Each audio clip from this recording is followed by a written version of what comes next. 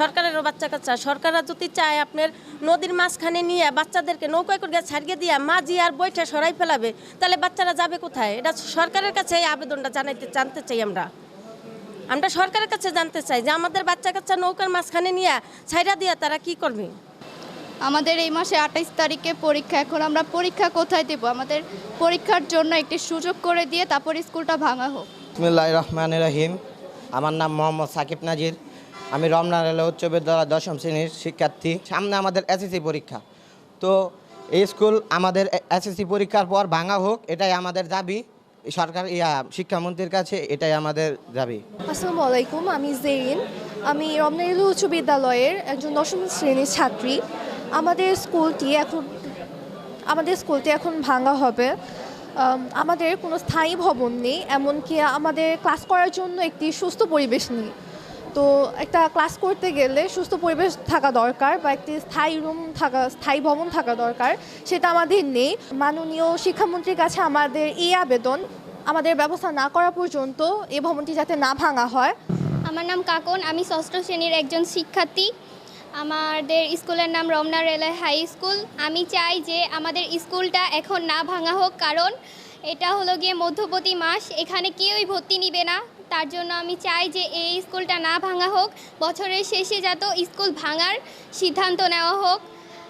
আর এই স্কুলটা ভাঙলে আমাদের পড়াশোনার অনেক ক্ষতি হবে, কারণ মধ্যখানের মাসে কেউ আমাদেরকে ভর্তিও নিবে না। তার জন্য আমি চাই যে এই স্কুলটা না ভাঙা হোক। আমাদের এই এলাকায় কোনো হাই স্কুল নাই, তার জন্য আমরা চাই যে এই হাই স্কুলটা থাক, আর আমরা এই হাই স্কুলে পড়াশোনা করতে চাই।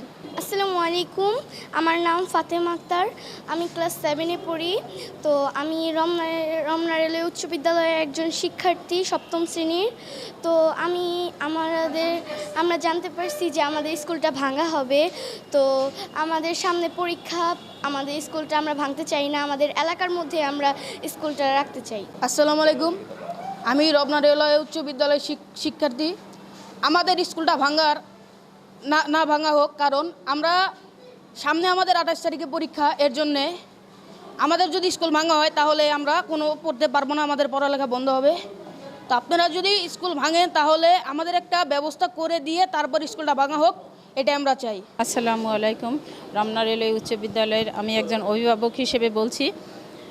দীর্ঘদিন যাবৎ দীর্ঘ ৫০ বছর যাবৎ এই স্কুলটি এখানে প্রতিষ্ঠিত এবং দীর্ঘ ৫০ বছর যাবৎ এই স্কুলটি পাঠদান করে আসছে অনেক সুনামের সাথে। আজকে এই পর্যায়ে এসে বিদ্যালয়টি যদি ভেঙে দেওয়া হয় তাহলে বাচ্চারা আজকে কোথায় গিয়ে তারা পড়াশোনা করবে? আমরা আসলে গার্জিয়ানরা, অভিভাবকরা, এই এলাকার অভিভাবকরা আর্থিক সংকটে পড়ব, বিপদে পড়ব। সেহেতু আমরা চাই যে এই এলাকার কাছাকাছি যে প্রতিষ্ঠান আছে সেখানে আমাদের বর্তমানে পড়ালেখাটা চালিয়ে নেওয়ার জন্য একটু স্থানান্তরিত করুক এবং পরবর্তীতে যেন বিদ্যালয়টি এখানেই থাকে এবং প্রাথমিক বিদ্যালয়, মাধ্যমিক বিদ্যালয় দুটি পাশাপাশি থাকলে আমরা এলাকাবাসীরাই সুবিধা ভোগ করতে পারবো এবং আমাদের ছেলেমেয়েরাই এখানে লেখাপড়া করবে। শিক্ষক আসে এবং যায়, আজকে যারা আছে হয়তো তারা থাকবে না, কিন্তু আমাদের ছেলেমেয়েরা এখানে পড়াশোনা করতে পারবে। এটা আমাদের প্রাণের দাবি, যাতে এই প্রতিষ্ঠানটি এখানে টিকে থাকে। এই ব্যাপারে আমরা কিছু জানতাম না, কারণ আমাদেরকে আগেই বলেছিল যে বছরের মাঝখানে ভাঙা হবে না।